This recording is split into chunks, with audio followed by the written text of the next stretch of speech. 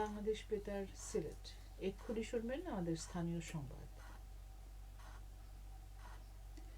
আসসালামু আলাইকুম। বাংলাদেশ বেতার সিলেট সংবাদ পড়ছি জয়শ্রী দেব জয়া। ভারপ্রাপ্ত রাষ্ট্রপতি হাফিজউদ্দিন আহমদ বীর বিক্রম আজ সকালে জাতীয় স্মৃতিসৌধে মহান মুক্তিযুদ্ধের বীর শহীদদের প্রতি শ্রদ্ধা নিবেদন করেছেন। এরপর তিনি শহীদদের স্মৃতির প্রতি শ্রদ্ধা জানিয়ে কিছুক্ষণ নীরবে দাঁড়িয়ে থাকেন। এ সময় তিন বাহিনীর একটি চৌকস দল তাকে গার্ড অব অনার প্রদান করে। পরে ভারপ্রাপ্ত রাষ্ট্রপতি স্মৃতিসৌধ প্রাঙ্গণে একটি গাছের চারা রোপণ করেন এবং পরিদর্শন বইয়ে স্বাক্ষর করেন।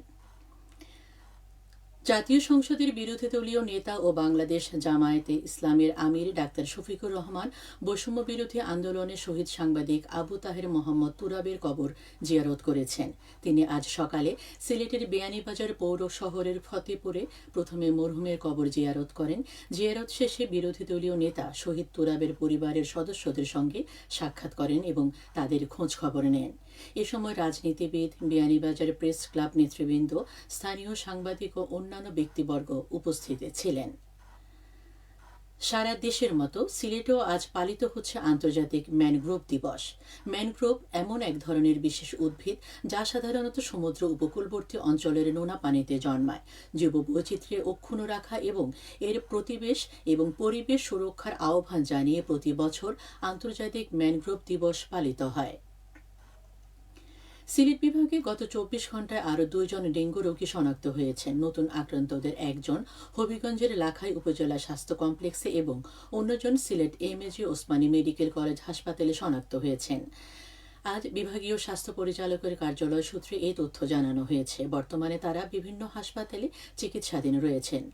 এদিকে চলতি বছরের ১ জানুয়ারি থেকে আজ পর্যন্ত সিলেট বিভাগে মোট ৯৬ জন ডেঙ্গু রোগী শনাক্ত হয়েছেন।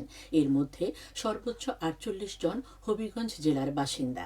এছাড়া সিলেট জেলায় ১৯ জন, সুনামগঞ্জে ১৭ জন এবং মৌলভীবাজারে ৯ জন আক্রান্ত হয়েছেন। বিভাগের বাইরে থেকে এসে শনাক্ত হয়েছেন আরও ৩ জন রোগী। সিলেট বিভাগের অধিকাংশ নদ নদীর পানি কমলেও কুশিয়ারা নদীর ফেঞ্চগঞ্জ পর্যবেক্ষণ কেন্দ্রে পানির স্তর এখনও বিপদসীমার উপরে রয়েছে। তবে অন্য সব গুরুত্বপূর্ণ নদীতে পানি কমতে থাকায় এবং সার্বিক পরিস্থিতি অনুকূলে থাকায় তাৎক্ষণিক বন্যার কোনো আশঙ্কা নেই বলে জানিয়েছে বাংলাদেশ পানি উন্নয়ন বোর্ডের বন্যা পূর্বাভাস ও সতর্কীকরণ কেন্দ্র। তারা জানায়, গত ২৪ ঘণ্টায় উত্তর পূর্বাঞ্চলের সুরমা কুশিয়ারা নদীর পানি কমেছে এবং আগামী ৩ দিন এই কমার প্রবণতা অব্যাহত থাকতে পারে। এর ফলে সিলেট জেলার কুশিয়ারা নদী সংলগ্ন নিম্নাঞ্চলের বন্যা পরিস্থিতির উল্লেখযোগ্য উন্নতি হওয়ার সম্ভাবনা রয়েছে। মৌলভীবাজারের মিঠা পানিতে গলদা চিংড়ি চাষ বিষয়ে এক কর্মশালা আজ অনুষ্ঠিত হয়েছে। সকালে জেলা মৎস্য চাষী প্রশিক্ষণ কেন্দ্রে অনুষ্ঠিত এই কর্মশালায় প্রধান অতিথি ছিলেন মৎস্য অধিদপ্তরের অভ্যন্তরীণ উৎপাদন শাখার পরিচালক ডক্টর মোহাম্মদ মোতালেব হোসেন। কর্মশালায় আধুনিক ও বৈজ্ঞানিক পদ্ধতিতে পুকুর, দিঘি ও বিলের মিঠা পানিতে গলদা চিংড়ি চাষের বিভিন্ন কলাকৌশল ও পদ্ধতি সম্পর্কে চাষিদের অবহিত করা হয়। এতে উদ্যোক্তা সহ ৮০ জন মৎস্য চাষী অংশ নেন। জেলা মৎস্য অধিদপ্তর এর আয়োজন করে। মৌলভীবাজারের রাজনগর উপজেলায় চা শ্রমিক দম্পতি ও কিশোর কিশোরীদের নিয়ে পরিবার পরিকল্পনা ও প্রজনন স্বাস্থ্য বিষয়ে উঠান বৈঠক অনুষ্ঠিত হয়েছে। আজ সকালে উপজেলার করিমপুর চা বাগানের নাট মন্দির প্রাঙ্গণে অনুষ্ঠিত উক্ত বৈঠকে প্রধান অতিথি হিসেবে উপস্থিত ছিলেন civil surgeon doctor Mamunur Rahman. সভা শেষে উক্ত বিষয়ের উপর প্রামাণ্যচিত্র ও ফুটেজ প্রদর্শন করা হয়। এতে চা শ্রমিক দম্পতি, কিশোর কিশোরী সহ ২৩১ জন ব্যক্তি উপস্থিত ছিলেন। স্বাস্থ্য শিক্ষা ব্যুরো ও পরিবার পরিকল্পনা অধিদপ্তর যৌথভাবে এর আয়োজন করে। এবারে শুনুন কৃষি সংবাদ। একসময় আমন ধান কাটার পর শান্তিগঞ্জ উপজেলার শিমুলবাগ ইউনিয়নের ধনপুর গ্রামের বিস্তীর্ণ কৃষি জমি দীর্ঘ সময় পতিত পড়ে থাকত।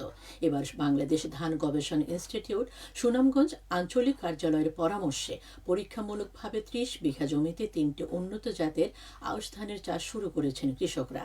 ফলন আশানুরূপ হলে আগামী বছর থেকে নিয়মিত আউশ ধান চাষ করা যাবে।